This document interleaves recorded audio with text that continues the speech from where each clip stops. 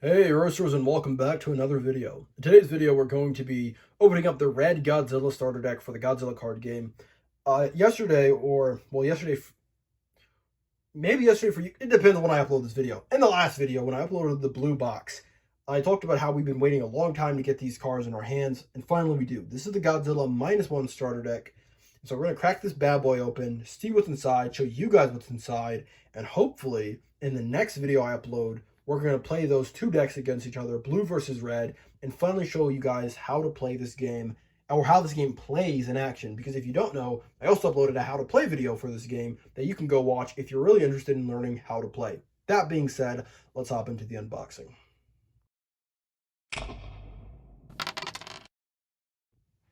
We got the Rapid Golf. Let's take a look at the packaging. Now, there isn't really much to look at. This is the red starter deck, Godzilla -1 right there. In the back, it talks about what you get in the deck. It's the same thing you get in the blue deck, which I did in my other video, which you should go watch. It gives you 60 total cards, one main deck of 50 cards, one monster deck of 4 cards, and 6 rage cards, one how to play manual, one paper play mat, and then a booster pack for the first booster set, Godzilla versus Godzilla. We're going to be taking a look at all the stuff after we crack this thing open. Generally, for the back of this box, they're talking about a lot of how to play or what the game's really about. We're going to talk about that as we go through these cards. We're going to talk about how the game really works for the most part. If you want the official full rules, go watch my video. But we're going to be just skimming through some of the basics of this game. And so that, or we're going to be talking about the game as we go through this unboxing. Anything I forget to mention in this video, just go watch my how to play video so you actually know how to play and aren't just listening to me ramble. But I will be going over a lot of the basics in this video for anybody who's new to see if you're interested. So we'll go through that. So this is what you get. You get the deck, playmat, booster pack, how to play manual. You don't need this. Watch my video. We're going to be opening this at the end. Let's lay out this playmat for you guys to take a look at. I do believe that every player should probably have a playmat for this game.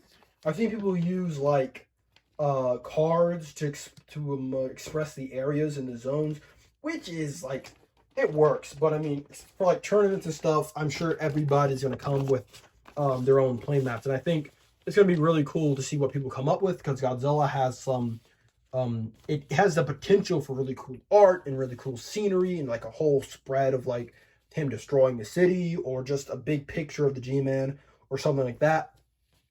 And then, of course, you just paste all the zones over top, and then there you go. Playmat done, and it can look really nice, and it doesn't really take too much work. Booster packs can go last. So take a look at this deck. In this starter deck, you get 6 rage cards, which are kind of like tokens, +1/+1 tokens in other games. They just gave you a static +5,000 buff. And every single rage card, despite having cool different art of posters and different movies from the Godzilla mythos and throughout Godzilla's years as a character and as an IP, every rage card works functionally the exact same. So if you don't, or you lose, or you rip, or you destroy all your rage cards, you really can use any suitable replacement as long as everybody at the table knows exactly what they do and that they give you +5,000 threat value, which is really important on your monster cards. So your main card type in the game is your monster cards.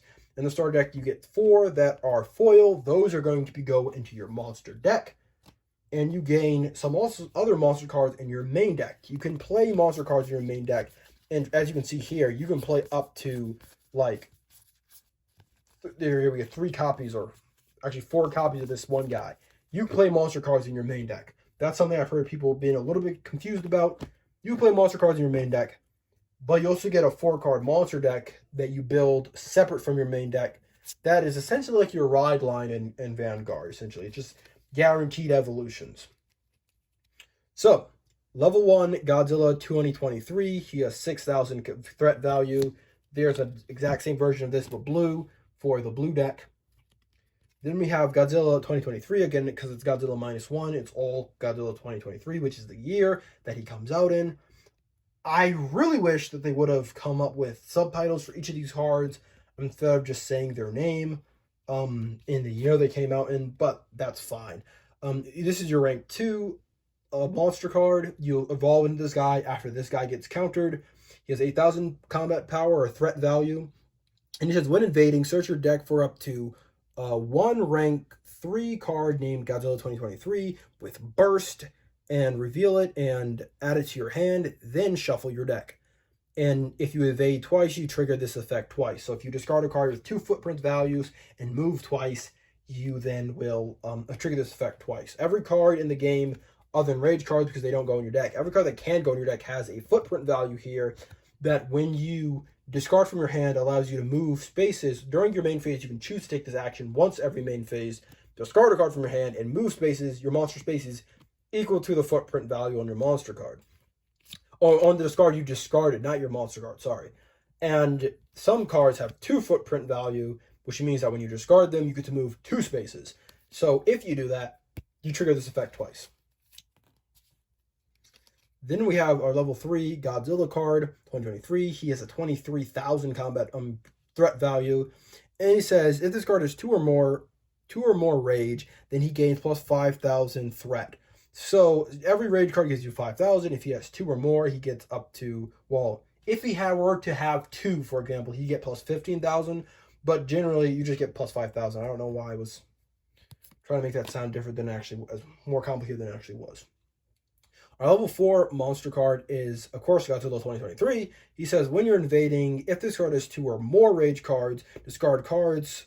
Your opponent discards cards until they have 2 cards remaining in their hand, and he has 38,000 threat value. So it's going to take, you're going to have 38,000 or more counter value to counter that guy, which is how you might be able to win the game. And as far as I can tell, it's one of the most common ways to win the game. No, that's not true. I just told a fib. I believe of the small amount of games I've seen, and I've never played myself so far, I've seen both of those win conditions be met. Inside the deck, we have some monster cards. Some of them, I believe, we already took a look at. So we have the same guys before. Only 2 copies of this guy. That's weird. Because, unless I'm tripping. 2 copies of this guy. It's weird because I believe play sets in this game are 4. So 2 copies is interesting. Choice, 2 copies of this guy. Again, play sets are 4. So you get 3 total copies of that guy. It's strange. 2 copies of this guy. Same difference. Again, we have a 3rd one over here. We have 4 copies of this guy. Now, this is a monster we haven't taken a look at yet. So let's take a look at him now. Godzilla 2023, of course. He's a rank 2 monster with a 12,000 threat value. He says Burst 1. What Burst says is that you can play this card from rank 1. And if you do, send this card to your discard pile at the beginning of your next phase. So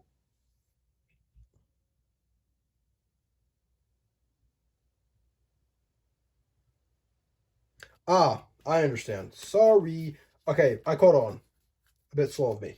So essentially what this says is generally you can play monster cards on top of your current monster card if their levels meet. Burst allows you to play him if your levels don't meet. So I can play this monster card onto my current monster card even if my current monster card is level 1 or rank 1, and I can still play this guy on top of him, but if I play it this way, he immediately gets discarded. He gets started at the start of my next phase, sorry.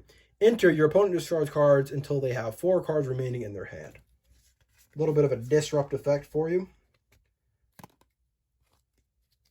Then we have Godzilla 2023. I'm done saying the name. Unless it's something different, of course. Threat value 23,000.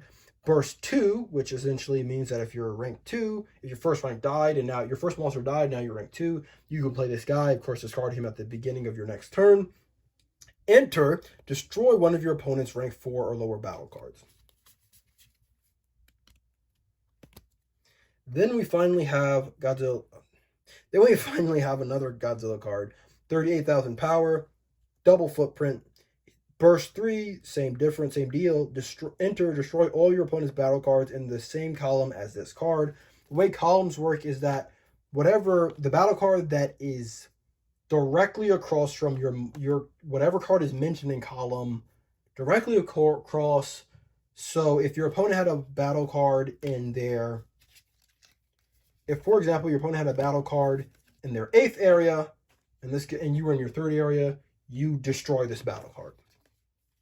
And if your opponents had a battle card in their 7th area and you were in your 4th, or if they had a card in their 4th area and you were in your 7th, same difference because it would all be in the same column. I know That's like basic English. Column means column, but I figured I'd clarify it because it's one of the things that wasn't that clear in my how to play video. So here we have is the Shinsei Maru, rank 2, 2000 combat power. It says battle cards in your hand can be played if their rank is equal to or lower. Oh, that's just explaining how ranks work in the game. Yeah, so it basically doesn't have an effect.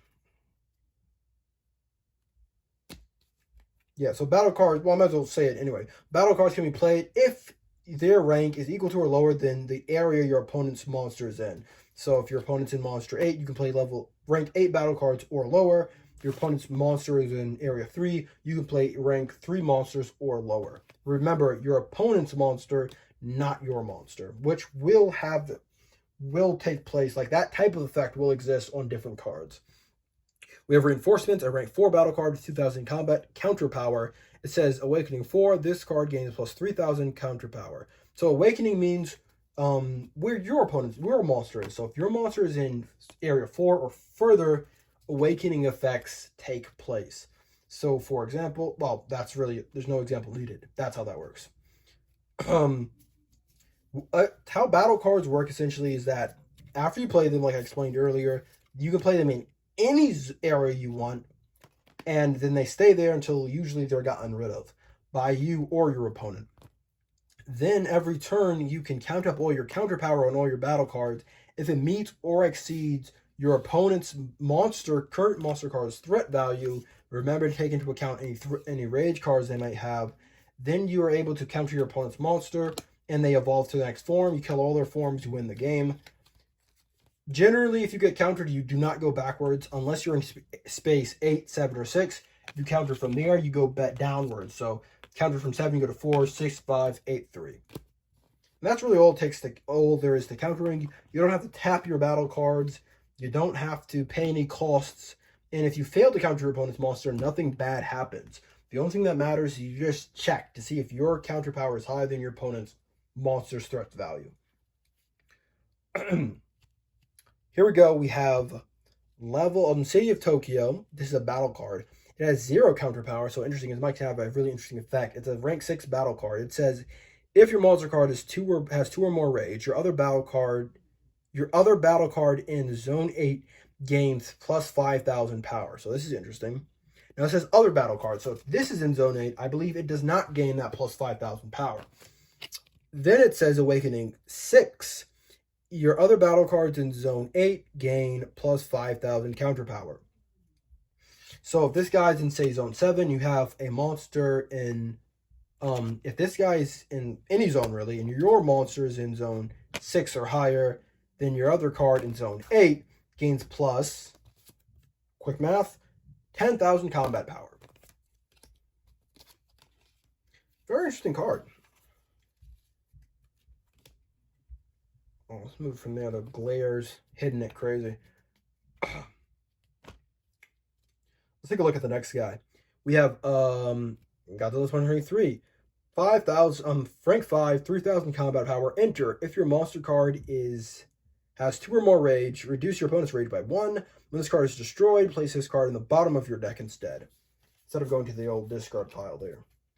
So again, I said in this last video, in this game, you burn through cards extremely quickly and you draw a ton of cards. So I don't think it would be impossible to run through your entire deck into the point where that effect matters. Rank 7 Godzilla card here, 2 footprint, 7,000 combat power. It says during your turn, you may play a monster card. When you play a monster card, you may move this card to an unoccupied zone. And then, because again, every battle card can only be in one zone. So you can move this guy around, and they don't move naturally. So you can move this guy around if that condition is met. And then it says, if this card is in Zone 8, this card gains plus 3,000 counter power. And when this card is destroyed, place it on the bottom of your deck instead of being going to your old discard pile. And I guess that's sort of to represent the fact that when Godzilla never really died in -1, spoiler alert, he really just was unkillable throughout the entire movie. And I suppose that's That's what that is supposed to be referencing. Here we have Ginza Annihilated. Rank 4 battle card. It says, your turn. Whenever your monster card's rage is increased, destroy one of your opponent's rank 6 or lower battle cards. That sounds pretty good, actually. Because generally you're going to be raising your rage quite a bit. Godzilla emerges, a rank 6 battle card. He says, if your monster card has 2 or more rage, search your deck for up to 1 battle card named Godzilla 2023. You have quite a few of those. Play it, then shuffle your deck. This is interesting. I don't know if you have to meet the rank requirement on this effect. A lot of games are different. Some games will allow you to do effects like that, but you don't have to pay their cost, right? And some games force you to pay their cost. When they say play, they mean meet the requirements of playing the card, then play it, right? It depends on the game. And so I'm really interested on which one it is for this one. We have Operation Waratsume.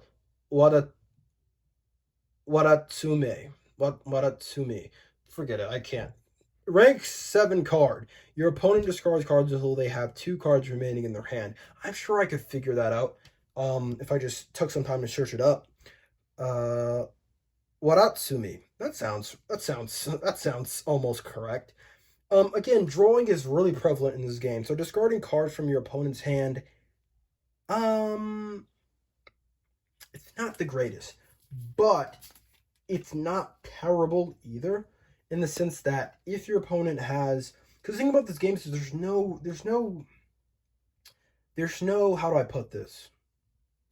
First off, there's no negative effect for running out of deck. You just reshuffle and continue drawing. That's number one. Number two is the fact that there's no, like, hand traps. There's nothing to play from your hand on your opponent's turn. So discarding cards from your opponent's hand on your turn, it's not the most powerful effect in the game. I'm going to be honest with you. And then again, they literally could draw up till 9 cards on their next turn there. Well, I guess if you discard it down to 2, they would draw up to 6 cards, but that's still a ton of cards. I mean, I take it back, because you know what? They'll draw at most 4 cards at the start of their turn, and because you can just spam out battle cards from your hand on your turn, reducing their hand size on your turn means that going into their turn, especially if you somehow get this off before your monster gets past, dies, like, ever, your opponent will come into their next turn with 3 cards, and that means literally maximum they can play 3 battle cards, but they draw a monster card or a strategy card, they literally might not be able to play any battle cards in response to your monster, which, now that I said it out loud, sounds like it could have some decent uses. Then we have Heat Ray. I talked about this last video. It destroys all opponent's monster cards in the same column as your monster card, or all your opponent's battle cards in the same column as your monster card. I believe that is a very good card. I think it's going to see quite a bit of play. And if I'm wrong, then I never played a game before, so I never played this game before, so you can't really fault me for not knowing what I'm talking about. Let's talk about this booster pack so we can get out of here. What do you guys think? Oh, that's interesting. I didn't notice that. Is that true for literally all the Rage cards? It isn't. The Rage cards that come in the starter deck don't have that to be the case. That's interesting. So Rage cards in the booster pack come with area numbers. So I assume if you get enough of them, you'd be able to build out an area even if you didn't have a play mat. Oh yeah, that's our Rage card. It's like the most common one, I believe. Wow, that's really cool. I didn't know that. I really didn't. So I wonder, give me a second. I opened the blue deck the other day. Or rather, again, I don't know what it is for you. Oh, it's just another one. It's fine. I opened up the blue deck, and I didn't even notice that the card back was different on that Rage card. That's very cool. So, I mean, again, I still think people are going to make their own custom playmats. But if you don't want to, and you just opened up a ton of packs, I guess you really wouldn't have to. You can use any playmat, is my point. Not that you wouldn't use a playmat at all and just play on the 30. Never mind. Here we have Mechagodzilla 1974. It's a rank 3 battle card. It has 1,000 base combat power. It says Awakening 4. This gains plus 3,000 combat power. So if your monster is in zone 4 or higher, you get more power. Ooh, Giant Condor. I really like this. I like the black and white art sometimes mix on the on the neutral cards, the black and white art, really nice. I do admit that sometimes the ranks on these neutral cards do kind of hard to see, but you know, I digress. Rank 5, 5,000 base combat power. If this card is in the same column as your opponent's monster card, this card gains plus 5,000 combat power. When your opponent's rage is increased, destroy this card. Interesting. So it's a card that kills itself. Not exactly the most exciting thing ever, but it can be a 10,000 counter power, not combat power. To be honest, I wouldn't have mind if they just called both on threat and counter and battle cards combat power or just power, because these guys can't gain threat power and these guys can't gain combat power. So anytime you want to gain more power to these guys, you can just say to your monster card plus 5,000 power. And anytime you want to gain power to a battle card, give a battle card plus 5,000 power. And you really wouldn't have a need for the different names, unless I'm wrong. I mean, even the rage cards, which simply say threat plus 5,000, would technically have to say your monster gains plus 5,000 power. But it's really not that much big of a deal. And even if it didn't say that, I'm pretty sure that per the rules, you'd figure that out. We looked at this card in the previous video. Go watch the previous video if you want to know what it does. I don't think we looked at this card. Godzilla 2000, year 2000 is a rank 4 monster card. Its threat level of 36,000. He says Awakening 4. When you successfully counter your opponent's monster card, if you have 5 or more monster cards in your discard pile, destroy all of your opponent's rank 6 or lower cards, battle cards. I like that. Don't know if it's good, but I like it. Ooh, with Anguirus. Anguirus is a fan favorite. I think a lot of people like Anguirus, and we got him in foil. So he's a rank 3 card. He says 2,000 base power. He says if this card is in give me a second. If this card is in zone 8, whenever your monster card invades, you may reduce its rage by 1 to search your deck for up to 1 monster card with burst, reveal, and add to your hand, shuffle your deck. Okay, so let's read that again on camera. If he's in zone 8 and your opponent, you can reduce your rage, lose a rage card, which means you have to have gained your rage card on your turn, and search your deck for a burst card and add to your hand. Red likes to burst, is what I found out. And finally, we get P. I don't know what P means. I think it's like, I think it stands for promo, but I think what it means is that it's boardless. So like a hyperspace and Star Wars Unlimited. Rank 4 Godzilla card. He says burst 3. He's a rank 4. So 34,000 power here. He says when invading, when this card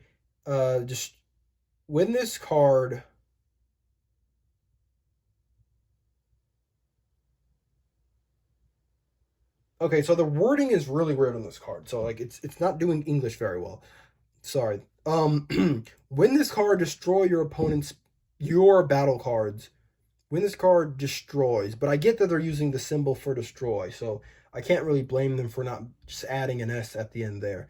But when this card destroy your battle cards, not your opponents, reduce your opponent's anger by 1. So I believe what this is referring to is trampling, which I don't know if I mentioned in this video or the previous video. But essentially, when a battle card is in your field and your monster card moves into its space, because only one card can occupy any one space, the old card gets destroyed. That's called trampling. I don't know if there's a different term for it. That's called trampling your battle cards, essentially. So when this does that, you get to reduce your opponent's rage by 1. Unless they mean by some other effect, which I don't think they do, because I believe that's the only way for your monster card to specifically be destroying another one of your battle cards. And there we go. I believe that's the entire booster pack. I believe that's an entire starter deck.